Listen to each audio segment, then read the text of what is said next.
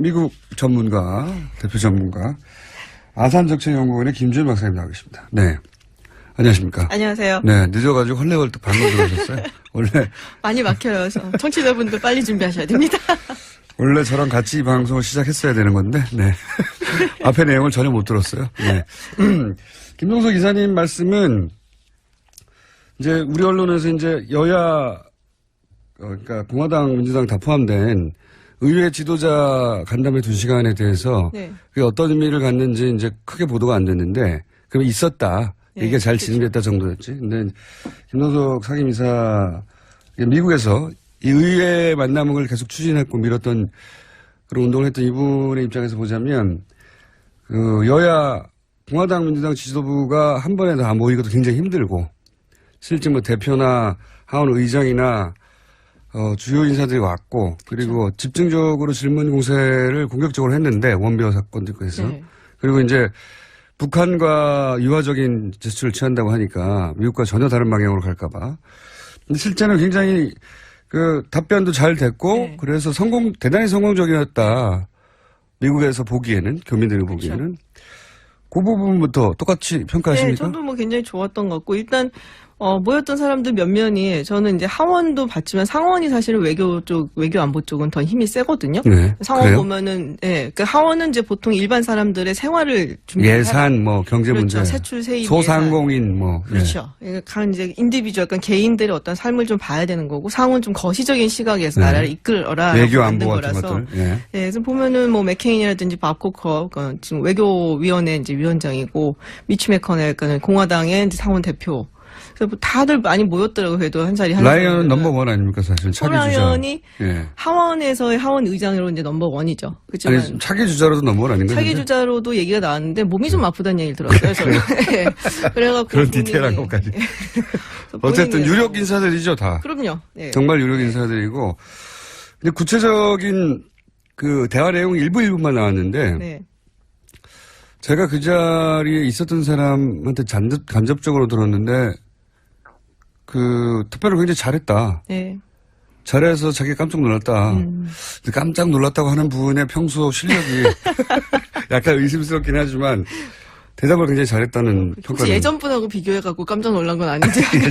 저는 CSIS 그걸 봤었거든요. 그러니까 나중에 우리가 계속 저희 방송에서 욕했던 뭐 마이클 그린 뭐 친일파 이러면서. 예, 뭐 이렇게 친밀한 그러니까는 문재인 대통령한테 굉장히 친근한 그 청중은 아닌데 네. CSIS 그 연설을 하고 그다음에 Q&A가 있었어요. 네. 질문하고 응답. 연설 아주 좋았어요. 저 연설까지는 봤어요. 예, 네. 연설도 좋았고 그다음에 이제 응답 질문 응답하는데. CSIS는 외교 안보 미국 싱크탱크. 그렇죠. 워싱턴에서 넘버원이라고 하는. 그래서 대통령이 직접 갈 정도에. 예. 그럼 친일파라고 제가 계속 뭐라고 했던. 거기 예. 일본에서 돈을 많이 되니까. 그렇죠. 거기 예. 이제 돈을 많이 받으면 친일파가 돼요. 아니 뭐 돈 주는데 어쩌겠어요. 그러면은. 어쨌든. 근데 질의응답을 한 4개 정도 했던 것 같아요. 네. 근데 뭐 답변 굉장히 잘하셨고 그리고 이거는 이제 사전에 준비된 건 분명히 아닌 것 같은 게 몇 번 자꾸 물어보셨어요. 뭐라고요? 잠깐만요. 기다려봐요. 그리고 질문이 사전 준비된 게 아니었다. 통역도 당황해갖고 이제 프로페서 문재인이라는 프로페서 문재인 나갔습니까? 히스를 하기도 했고.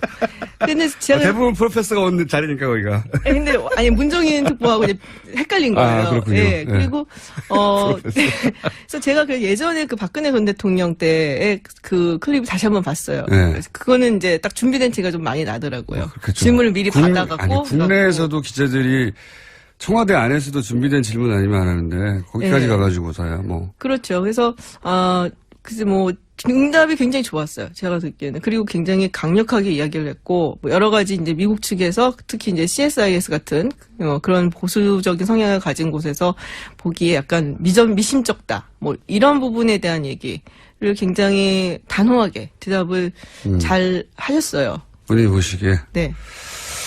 이건 어떻습니까? 제가 지금 장진호, 저는 개인적으로 굉장히 성공적인 출발이고 상징적인 출발인데, 네. 미국의 해병대 홈페이지에서 크게 반응하는 거 위에, 네. 그리고 지금 제가 방금 김동석 상임이사를 통해 들은 이야기로는 미국 측 반응이 좋다, 현지에서. 요 정도 얘기밖에 나오지 않아서 저는 이 첫 출발이 나머지를 부드럽게 풀어가는데 굉장히 중요한 역할을 했다고 생각하거든요. 평가를 그렇죠. 좀 해주세요. 저도 굉장히 인상적이었고, 연설이 또 굉장히 좋았잖아요. 그러니까 문재인 대통령의 강점이 그건 것 같아요. 그 조곤조곤 사람을 감동시키는 게 있어요. 미국 사람들한테 먹힙니까, 이게? 그럼요. 굉장히 진정성. 또 요즘 같은 시대는 얼마나 먹히겠어요. 자기 대통령이랑 좀 이렇게 비교를 해보면. 자기 대통령을 비교. 그리고 이렇게 뭐랄까 좀 이게 이제 대통령이 가갖고 어떤 정책적인 이야기를 하는 것뿐만이 아니라 사실은 우리나라에서의 정상 회담의 데뷔전이다라고 얘기하는 거는 미국 사람들에게 문재인이라는 사람들을 보여주는 장이거든요. 그래서 그런 면에서 봤을 때 이걸 이제 공공 외교라고 표현을 할 수가 있는데, 공공 외교. 그러니까 굉장히 성공적이었다고 봐요 저는. 그러니까 우리나라 사람들이 그러니까는 오바마 대통령에 대해서 굉장히 좋은 이미지를 갖고 있잖아요. 그 연설 때문이죠. 첫 연설. 그렇죠. 예. 그리고 사실 오바마 전 대통령이 한국한테 굉장히 잘해준 건 없어요. 따지고 보면. 아니, 대북 정책은 꽝이었어요. 완전 꽝이었죠. 그리고 가끔가다 뭐 우리나라 교육이 좋다는 이상한 말만 하면 네. 우리 언론에서는 오바마가 우리 교육 시스템을 칭찬을 했대더라.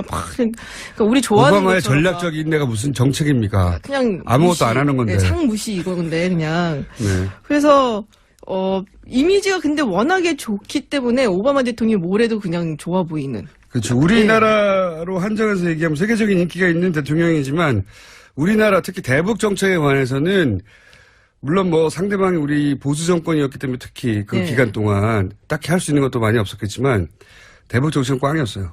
그럼에도 불구하고 우리가 오바마 대통령 시절에 미국에 대한 어떤 호감도가 굉장히 높았고 오바마 대통령도 굉장히 좋아했고 이게 이제 대통령이 가지는 어떤 공공외교의 힘이거든요. 그렇죠. 그렇죠. 그래서 그런 의미에서 저는 문재인 대통령이 이번에 정말 성공적인 공공외교를 했다라고 생각을 해요. 공공외교. 그런 용어도 있군요. 공공외교. 네, 퍼블릭 디플로마시라고 합니다. 영어로.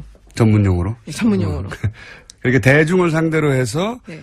그 이미지를 제고하기 위한 공공외교. 그렇죠. 국가 이미지도 같이 올라가는 거거든요. 그런 차원에서 볼 때는 굉장히 중요한 행사였다. 네.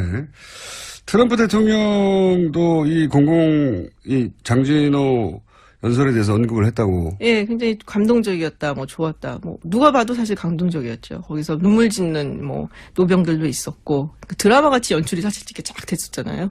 그러니까 말이에요. 누가 이거 기획했는지 모르겠는데, 선수가 있는 게 틀림없어요. 한번 얘기한 적이 있는데. 자, 그 외에, 이번 정상회담의 성과 3가지, 그리고 네. 남은 과제, 이런 얘기를 쭉 해야 되는데 1분도 안 남았네요. 그렇기 때문에 원래 2부로 예정돼 있던 시간을 저희가 3부까지 조금 치고 들어가는 걸로 하고 그럼 남은 3부에서는 이 시간 이어가겠습니다. 이어가겠는데 앞으로 나올 얘기는 3대 잘한 점 그리고 요런 점들은 남았다. FTA 얘기도 좀 네. 해야 될 것 같고요. 네. 네, 지각을 하셔가지고 시간이 더 늘어났습니다. 사실은. 이런 분량 늘리는 방법이 있군요. 네. 자, 저 2부 여기까지 하겠습니다. 3부에서 다시 뵙겠습니다. 뉴스공장 김호준입니다.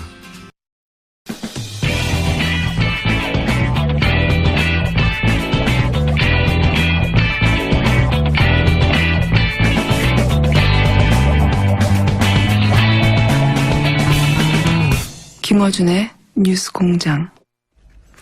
네, 2부에 이어서 지각하신 김진 박사님 모시고 지각 때문에 10분 더 한미 정상회담 성과를 우리 언론이 다루지 않는 방향에서 좀 짚어보려고 합니다.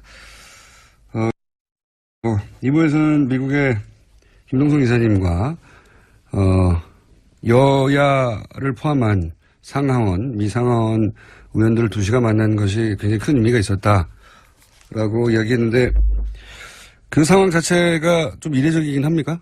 그렇죠. 보통은 이제 상하원 합동 연설 이런 거는 연설을 하는 건 본 적 그런 건 있어요. 있죠. 예. 그건 이제 사실은 공식 방문을 했을 때 이제 방문 여러 가지 레벨이 있잖아요. 근데 이번에 문재인 대통령 공식 실무 방문이었고 네. 그럼에도 불구하고 합동 연설 해달라는 요청도 사실은 있었어요. 근데 우리 측에서 이제 안 하기로 결정을 했었고 그래서 개인적으로 좀 만나고 이런 건 있지만 간담회를 이런 식으로 이렇게 딱 잡아갖고 네. 그것도 상당히 이제 지명도가 있는 의원들이 와서 전부 다 총출동을 해서 네. 2시간 동안 압박 면접하는. 그렇죠. 압박 면접이죠. 이제 네. 어떤 사람인지 좀 보자 자기들도 뭐 이런 거죠. 그 미국에서는 사실은 의회가 차지하는 위상이 워낙에 크기 때문에 우리가 상상하는 우리의 여의도를 상상하면 안 됩니까? 다르죠. 굉장히 다르죠. 다릅니까? 의회가는 미국 헌법을 보면은 1조가 의회예요. 의회에 관한 거예요. 그러니까 그만큼 제일 중요하다는 국민을 거고. 대표하니까. 예. 그래서 대통령이 그래서 막 맘대로 하기가 조금 어려워요. 의회 권한이 우리보다 훨씬 세군요. 네. 예. 그래서 그 의회를 상대하는 게 이제 중요한 걸 아는 이제 한인 사회에서 의회를 꼭 방문해서 이런 사람들을 만나라고 했는데 청사가 됐고, 그리고 결과는 나쁘지 않다 정도가 아니라 좋았던 것 같고. 자, 그럼 종합적으로 그 박사님이 보시기에 네. 미국에서 공부했고 지금 미국 전문가로 활동하고 계신 박사님이 보시기에 한미 정상회담 잘한 부분 3가지 정도만 꼽자면요. 일단 이제 2부에서 말씀드렸던 그 공공외교 측면. 첫 번째 예, 장진호. 새로운 이제 문재인이라는 그 한국의 대통령이 어떤 인물인가 굉장히 좋은 이미지를 남기고 왔다는 것. 그게 굉장히 좋았던 것 같고요. 공공외교. 네. 그 두 번째는 지금 이제 북핵 문제를 해결하는 데 있어서 한국이 주도적인 역할을 하는 거를 지지를 한다는 게 공동성명 안에 들어가 있잖아요. 그렇죠. 예. 네, 그래서 굉장히 큰 성과라고 봅니다. 굉장히 큰 성과죠, 그거는.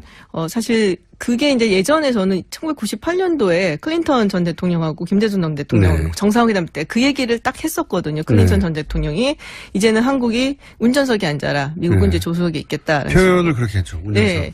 그래서 그리고 거인이라고 표현하면서. 네, 그래서 이 내용을 김대중 대통령을 거인이라고 표현했다는 겁니다. 그렇죠. 예. 김대중 거인의 대통령 어깨 위에 거인을 올라. 가장 케미스트리가 좋았던 커플이었어요. 거기가 제가 네. 보기에는.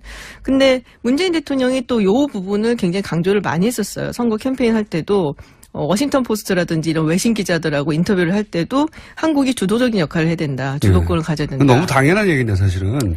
우리 그러게요. 일인데. 그 예. 말을 못하고 예. 홍길동 정도 아닌데 그래서 또 그래갖고 그 부분이 굉장히 요번에 얻어냈다는 게 크다라고 저는 보여지고요. 운전석에 앉게 됐다 다시. 네. 지난 10년간은 북하고 미하고 직접 대화는 있었어도 그렇죠. 그렇죠. 그리고 최근 몇 년 사이에는 우리 채널은 없어졌어요 그냥. 그렇죠. 북한도 아무것도. 얘기를 안 하려고 그랬고 우리랑은. 대화 채널 자체가 없어져 버렸으니까요. 그리고 저는 이게 사실 되게 중요한 게 이번 정상회담이 사실은 미국과의 어떤 관계를 개선한다든지 좀 뭐 좋게 한다든지 물론 이런 것도 중요하지만 국내적인 메시지를 던지는 게 훨씬 더 크다고 봤어요. 그러니까 지금 떠나시기 전에 굉장히 많은 사람들이 우려를 표명한다는 거 많았잖아요. 한미 동맹이 위기에 처했다. 예, 그리고 미국이 혹은 트럼프 대통령이 경로했다. 뭐 이런 예, 거. 그래서 문재인 대통령이 이제 후보 시절에도 불안하다라는 얘기들을 많이 이제 보수층에서 안보 문제에 했는데, 있어서. 밑도 끝도 없이 그냥 불안하다라는 얘기를 굉장히 많이 했기 때문에, 요번에 가서 트럼프 대통령한테, 혼나고 올 거다라는 식으로 이제 막 그렇죠. 자꾸 분위기를 만들었단 말이에요. 근데 의외로 너무너무 훈훈하게, 그리고 정말 정상스러운 대접을 받고 왔어요. 제가 보기엔 정상회담 있었던 것 중에서 가장 정상적이고 정상스럽게 대우를 해줬던 게 아닌가. 그래서 지금 이제 국내적인 정치적인 메시지로도 한미 관계에 전혀 문제가 없고 동맹 관계도 문제가 없고 안보 문제에 있어서도 굉장히 잘 이끌어 나갈 수 있다라는 메시지를 던졌다는 게 저는 가장 큰 의미가 있는 것 같아요. 미국 정치 지도자들한테는 내가 합리적이고 말이 되는 네. 사람이란 그런 그렇죠. 이미지를 남겼고 국내적으로도 안보 문제에 대해서 태클 걸지 말라는 메시지를 미국 측의 워딩을 그대로 따서 사실은 네. 미국이 이렇게 한대잖아. 우리가 하면 우리가 이 대화를 주도하는 게 맞다고 하잖아라고 하는 항상 사실 우리 보수 측에서는 미국의 인증을 받아와라고 주장하거든요. 미국이 싫어한다. 그렇죠. 미국이 화낸다. 근데 이제 그런 말이 나오기 어렵게 됐다는 점이 또 크다고 보신다. 또 하나는 뭡니까? 3가지는 해야 지금 3가지 했는데요. 2가지밖에 기억이 안 나는데. 예. 첫 번째 공공외교. 네. 예. 개인으로서의 매력을 어필했다는 거. 그것도 굉장히 중요하죠. 그렇죠. 예. 3가지로 치죠. CSIS 방문했던 것도 괜찮았다고 이제 말씀하셨고. 자, 이건 어떻습니까? 이어서 나온 이야기가 이제 그 트럼프 대통령이 공동성명 발표 전에 네. 그 사이에 FTA 만기가 다가온다느니 2주 전에 만기가 됐다느니 다 사실이 아니죠. 그게 만기가 어딨어요? 그러니까 재협상을 하고 있다느니 다 말도 안 되는 소리인데 이거 사실 말도 안 되는 소리를 우리 언론이 딱 보도해줘야 되는데 어쨌든 왜냐면 만기도 없고 2주 전에 효력이 정지됐다는 것도 사실이 아니고 재협상을 하고 있다는 것도 사실이 아니고 사실은 트럼프 대통령이 실제 한미 FTA 내용도 모르고 있다는 거예요. 잘 모르는 것 같고요. 그러니까 5년에 한 번씩 리뷰는 해요. 이게 어느 정도 이제 잘 돼가 있는가 뭐 그런 건 하는데 만기는 아니고 재협상이란 말이 공동성명에는 안 들어가 있어요. 근데 본인이 그런 얘기를 했죠. 리니고시에이팅 하겠다 뭐. 근데 그걸 FTA를 정말로 재협상한다는 어떤 법적인 용어를 쓴 게 아니라 그냥 아는 단어 쓴 것 같아요. 제가 보기에는. 아니 FTA의 내용을 모르는 것 같습니다. 한미 FTA 잘 내용. 모르죠. 예. 잘 근데 모르죠. 자기가 워낙 대선 기간 중에 이제 위대한 미국을 재건하겠고 그러면서 그 외로 한국과 FTA 얘기를 많이 했었고. 예. 예. 근데 한국 대통령이 왔는데 미국 기자들이 그래 당신이 계속 대선 기간에 얘기했던 그 FTA 내용 물어봤냐고 재협상 했냐고 이걸 기자들이 물어볼까봐 선수를 친 것 같아요. 그리고 이게 자동차 철강 이야기를 했잖아요. 네. 굉장히 상징적인 거거든요, 그게. 근데 사실 지금 FTA를 보면은 일단은 미국이라는 나라가 FTA를 많이 하는 국가가 아니에요. 그러니까는 사이즈가 제법 있는 경제 국가하고 FTA를 했다면은 이제 나프타하고 우리나라, 호주 뭐 이런 정도거든요. 아니면 뭐 칠레, 뭐 요르단 뭐 이런 나라들이기 때문에 일본도 안 하고 중국도 안 하고 유럽 국가랑도 안 하고 그래서 이제 나프타하고 이제 항미 FTA를 자꾸 치는 거고. 그리고 이 무역이라는 게 결국에는 경쟁 우위를 가진 제품들을 서로가 이렇게 교환을 하는 거잖아요. 네. 근데 미국이 우리한테 FTA를 통해서 경쟁적으로 우위를 가진 거는 자동차가 아니에요. 자동차를 팔아갖고 미국이 뭐 주력 산업으로 해갖고 이기겠다는 게 아니라 사실은 농산품을 많이 팔아야지 미국이 훨씬 더 이득이고 그리고 이제 새로운 지식산업 같은 거 있죠. 직접 대상권이라든지 의료 서비스, 뭐 법률 서비스, 그리고 데이터, 약간 디지털 무슨 제품 같은 거. 그런 거에 주력을 해서 이제 이 부분을 더 개방을 하라고 압박이 들어온다면 아 정말로 FTA를 좀 다시 한번 재협상을 하려는 의지가 있겠구나라는 생각을 할 수가 있는데 자동차, 철강 이거는 더 뭐 이렇게 해올 그런 게 없는 분야거든. 거의 관세도 없고 그리고 뭐 한국이 굉장히 뭐 이득을 좀 보고 있는 해요. 그렇지만 그 이득을 보는 상승률이 좀 더뎌요. 미국보다는. 하지만 뭐 글쎄요. 뭐 자동차 이렇게 주력을 해서 얘기한다. 이거는 굉장히 다분히 그 정치적인 의도가 조금 있는 거다. 실제 내용이 아니라 한미 FTA라고 하는 상징. 그렇죠. 에다가 자동차라고는 미국의 한때 주력 사업이었던 상징. 그런 상징을 들면서 경제적으로 우리가 이득을 취하기 위해서 내가 노력하고 있다, 트럼프. 네. 그런 정도의 메시지인 것 같아요. 그 러스트벨트 유권자들한테 네. 상징으로 메시지를 던지는 거죠. 네. 소위 이제 한때 잘 나갔다가 이제는 먼지만 휘날리는 동네들. 그럼 뭐 더 이상 관세 측면에서 막 뭘 할 거는 크게는 없어 보이고 아마 비관세 장벽으로 이제 개정이 좀 들어가지 않을까 뭐 그런 생각을 조금 해봅니다. 알겠습니다. 한미 FTA 문제 재협상 이게 또 재협상이 실제로 재협상 테이블에 앉게 된다 하더라도 굉장히 오랜 시간이 걸리고. 이게 이제 재협상을 하려면은 그 의회에다 일단 협상을 하겠다 협상안을 던져줘야 돼요. 네. 그래서 90일 동안 의회가 그걸 이제 리뷰를 하고 이제 협상권을 줍니다. 그러면서 이제 다 따지는 거예요. 이건 어떻게 할 거냐, 요거는 할 거냐 말 거냐 이런 식으로. 그 다음에 이제 들어가게 되고 지금 나프타 그 과정에 있거든요. 의회 과정에. 그 다음에 이제 재협상 그 지난한 협상 과정을 거쳐야 되고 가지고 오면 또 의회에서 비준을 해줘야 돼요. 그래서 트럼프 임기 4년 뭐 재선이 안 된다 혹은 그거를 이제 만약에 해놓으면은 4년 내에 할 수 있을까? 저는 그렇게 보지 않아요. 그래서 우리한테 당장 닥친 뭐랄까 눈앞에 있는 어려움이나 위기가 아니다. FTA 문제 같은 경우는 그렇죠. 지난한 과정이 있기 때문에 의지가 있다 하더라도 호들갑을 떨 일은 전혀 아닌 것 같고 이제 짚어보고 싶은 것은 이걸로 마지막 질문을 대신할게요. 개인적으로 가장 찝찝했던 거는 이 한미일 동맹이라는 저도요. 그러시구나. 네. 예, 저를 전문가로 쳐주십시오. 한미일 동맹이라는 문구예요. 사실은 물론 뭐 트럼프가 요구했겠죠. 한미일 동맹이라는 워딩을. 근데 지금까지는 이제 일본, 미국의 동맹의 하위 동맹 개념이란 말이죠. 그렇죠. 우리가. 그렇다고 생각하면 이건 아베가 원했던 박근혜 전 대통령 그렇죠. 시절에 네. 그런 삼각 동맹인데 이게 이제 일본 우익이 오랫동안 원했던 이제 한반도 재진출 네. 이런 것도 포함하고 있고 그러니까 한반도 유사시 뭐 전쟁이 났을 때 일본이 남한의 동의 없이 한국의 동의 없이 북한 영토에서 작전을 상륙할 수 그렇죠. 있다. 이런 내용을 담고 있는 우리로서 굉장히 어떤 식으로든 바로 잡거나 혹은 한국의 이해를 일본의 이해와 대등하게 거기 반영하거나 해야 되는 과제가 있는 부분이잖아요. 한미일동맹. 그렇죠. 뭐 제가 할 얘기를 다 하셔갖고 지금 근데 좀 찝찝했어요. 그 부분이. 그러니까 전체적으로 봤을 때 나쁘지 않은데 네. 그런 부분이 조금 찝찝했고 뭐 북핵 문제 해결에 주도권을 갖는다 하더라도 어쨌든 강론 부분에서 여전히 틀린 건 사실이니까 그 네. 부분도 어떻게 풀어나갈지는 아직 과제고 그래서 뭐 아마 G20 때 이제 한미일 정상회담 뭐 있을 거라고 얘기들을 하더라고요. 또 한중 정상회담도 있을 거라고 그러고 그때 이제 그때 나오는 거를 좀 봐야지 되지 않을까 싶어요. 좀 찝찝해요. 네. 한미일 동맹이라는 문구는 찝찝하고 이 문구가 사실은 한국과 미국의 정상이 만났는데 네. 한미 동맹 얘기만 하면 되는데 그렇죠. 지금 아베 총리가 좀 되게 좋아하고 있을 것 같아요. 저도 그 부분이 이거는 이제 거꾸로 짐작이긴 합니다만 일단 트럼프 미국 쪽에서 요구했던 문구일 것이고 네. 그러니까 한미 동맹은 한미일 동맹이라고 하는 더 큰 동맹에 종속되는 개념으로 이걸 지켜줘야 된다라고 하는 근데 이건 뭐 우리가 빼다가 요구할 수가 없는 거니까 그렇죠. 네 이게 찝찝하고 이 부분은 이걸 뺄 수 없다면 이 한미일 동맹이 일본의 이해 정도 수준으로 우리 이해가 반영되게 고쳐나가야 할 텐데 그럼 김준 박사님 그 일을 해낼 수 있을까요? 저는 그냥 미국만 하는 사람이라서 일본은 별로 이렇게 미국 전문가, 대표 전문가 아산정책연구원의 김준 박사님 나와 계십니다. 네. 안녕하십니까. 안녕하세요. 네. 늦어가지고 헐레벌떡 방금 들어오셨어요. 많이 막혀요. 청취자분들 빨리 준비하셔야 됩니다. 원래 저랑 같이 이 방송을 시작했어야 되는 건데, 네. 앞에 내용을 전혀 못 들었어요. 네.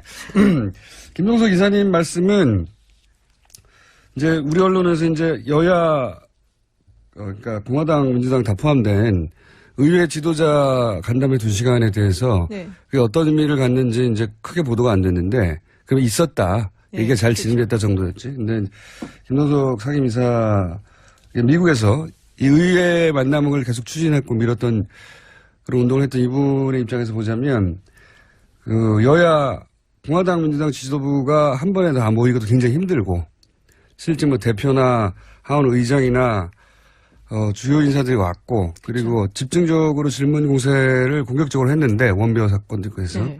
그리고 이제 북한과 유화적인 제스처를 취한다고 하니까 미국과 전혀 다른 방향으로 갈까봐. 근데 실제는 굉장히 그 답변도 잘 됐고 네. 그래서 대단히 성공적이었다. 또 굉장히 인상적이었고 연설이 또 굉장히 좋았잖아요. 그러니까 문재인 대통령의 강점이 그건 것 같아요. 그 조곤조곤 사람을 감동시키는 게 있어요. 미국 사람들한테 먹힙니까 이게? 그럼요. 그 굉장히 진정성. 또 요즘 같은 시대는 얼마나 먹히겠어요. 자기 대통령을 좀 이렇게 비교를 해보면. 자기 대통령을 비교. 그리고 이렇게 뭐랄까 좀 이게 이제 대통령이 가갖고 어떤 정책적인 이야기를 하는 것뿐만이 아니라 사실은 우리나라에서의 정상 회담의 데뷔전이다라고 얘기하는 거는 미국 사람들에게 문재인이라는 사람들을 보여주는 장이거든요. 그래서 그런 면에서 봤을 때 이걸 이제 공공외교라고 표현을 할 수가 있는데, 공공외교. 그러니까 굉장히 성공적이었다고 봐요 저는. 그러니까 우리나라 사람들이 그러니까는 오바마 대통령에 대해서 굉장히 좋은 이미지를 갖고 그 있잖아요. 연설 때문이죠. 첫 연설. 그렇죠. 예. 그리고 사실 오바마 전 대통령이 한국한테 굉장히 잘해준 건 없어요. 따지고 보면. 아니 대북 정책은 꽝이었어요. 완전 꽝이었죠. 그리고 가끔가다 뭐 우리나라 교육이 좋다는 이상한 말만 하면 네. 우리 언론에서는 오바마가 우리 교육 시스템을 칭찬을 했대더라. 막 그러니까 우리 좋아하는 오바마의 것처럼 전략적 인내가 무슨 정책입니까? 그냥 아무것도 무시, 안 하는 건데. 네, 상무시 이거근데 그냥. 네. 그래서 이미지가 근데 근데 잘하니까 거기가. 근데 아니 문정인 특보하고 이제 헷갈린 거예요. 아, 그렇군요. 예. 네. 그리고 네. 그래서 제가 그 예전에 그 박근혜 전 대통령 때의 그 클립 다시 한번 봤어요. 네. 그래서 그거는 이제 딱 준비된 티가 좀 많이 나더라고요. 그렇겠죠. 질문을 미리 받아갖고. 아니, 국내에서도 기자들이 청와대 안에서도 준비된 질문 아니면 안 하는데 거기까지 네. 가가지고서야 뭐. 그렇죠. 그래서 글쎄 뭐 응답이 굉장히 좋았어요. 제가 듣기에는. 그리고 굉장히 강력하게 이야기를 했고 뭐 여러 가지 이제 미국 측에서 특히 이제 CSIS 같은 그런 보수적인 성향을 가진 곳에서 보기에 약간 미심쩍다. 뭐 이런 부분에 대한 얘기를 굉장히 단호하게 대답을 잘 하셨어요. 본인이 보시기에. 네. 이건 어떻습니까? 제가 지금 장진호, 저는 개인적으로 굉장히 성공적인 출발이고 상징적인 출발인데, 미국의 해병대 홈페이지에서 크게 반응하는 거 위에, 네. 그리고 지금 제가 방금 김동석 상임이사를 통해 들은 이야기로는 미국 측 반응이 좋다, 현지에서. 요 정도 얘기밖에 나오지 않아서 저는 이 첫 출발이 나머지를 부드럽게 풀어가는데 굉장히 중요한 역할을 했다고 생각하거든요. 평가를 그렇죠. 좀 해주세요. 저도 미국에서 보기에는, 교민들이 보기에는. 그 부분부터 똑같이 평가하십니까? 네, 저도 뭐 굉장히 좋았던 것 같고, 일단, 모였던 사람들 몇 면이, 저는 이제 하원도 봤지만 상원이 사실은 외교 안보 쪽은 더 힘이 세거든요. 네. 상원 그래요? 보면은, 예, 그 하원은 이제 보통 일반 사람들의 생활을 준비해요. 예산, 뭐, 경제 그렇죠. 문제. 세출, 세입, 소상공인, 뭐. 그렇죠. 간 이제 인디비주얼, 약간 개인들의 어떤 삶을 좀 봐야 되는 거고, 상원 좀 거시적인 시각에서 네. 나라를 이끌어라. 외교 만든 안보 같은 거라서. 것들. 예. 네, 그래서 보면은 뭐 맥케인이라든지 밥 코커, 지금 외교위원회 이제 위원장이고, 미치 매커넬, 공화당의 이제 상원 대표. 그래서 뭐 다들 많이 모였더라고요. 그래도 한 자리 한 라이언은 넘버원 아닙니까, 사실. 차기 주자. 라이언이 예. 하원에서의 하원 의장으로 이제 넘버원이죠. 그렇지만 아니, 차기 주자로도 넘버원 아닌가요? 차기 주자로도 얘기가 나왔는데 몸이 좀 아프다는 얘기를 들었어요. 저는. 네. 그래갖고 그런 본인이- 디테일한 것까지. 네. 어쨌든 본인이- 유력 인사들이죠, 다. 그럼요. 네. 정말 유력 인사들이고. 근데 구체적인 그 대화 내용 일부만 나왔는데. 네. 제가 그 자리에 있었던 사람한테 간접적으로 들었는데, 투표를 굉장히 잘했다. 네. 잘해서 자기 깜짝 놀랐다. 근데 깜짝 놀랐다고 하는 분의 평소 실력이 약간 의심스럽긴 하지만, 대답을 굉장히 잘했다는 혹시 평가를. 예전 분하고 비교해갖고 깜짝 놀란 건 아닌지. 저는 CSIS 그걸 봤었거든요. 그러니까 나중에 그러니까 우리가 계속 저희 네. 방송에서 욕했던 뭐 이렇게 마이클 그린 뭐 친일파 이러면서. 예, 이게 뭐 이렇게 친밀한, 그러니까는 문재인 대통령한테 굉장히 친근한 그 청중은 아닌데, 네. CSIS 그 연설을 하고 그다음에 Q&A가 있었어요. 네. 질문하고 응답. 연설 아주 좋았어요. 저 연설도 연설까지는 굉장히 봤어요. 좋았죠. 예, 네. 연설도 좋았고, 그다음에 이제 응답 질문 응답하는데. CSIS는 외교 안보 미국 싱크탱크. 그렇죠. 워싱턴에서 넘버원이라고 하는. 그래서 대통령이 직접 갈 정도에. 예. 그 친일파라고 제가 계속 뭐라고 했던. 거기 예. 일본에서 돈을 많이 되니까. 그렇죠. 거기 예. 이제 그 그거 돈을 코리아 많이 쪽도 있긴 받으면 해요. 친일파가 돼요. 아니 뭐 돈 주는데 어쩌겠어요. 그러면은. 어쨌든. 근데 질의응답을 한 4개 정도 했던 것 같아요. 네. 근데 뭐 답변 굉장히 잘하셨고, 그리고 이거는 이제, 사전에 준비된 거는 분명히 아닌 것 같은 게 몇 번 자꾸 물어보셨어요. 뭐라고요? 잠깐만요. 기다려봐요. 그리고는. 질문이 사전 준비된 게 네, 아니었다. 통역도 당황해갖고 이제, 프로페서 문재인이라는 프로페서 문제가 나갔으니까. 히스를 하기도 했고. 근데 제가 대부분 프로페서가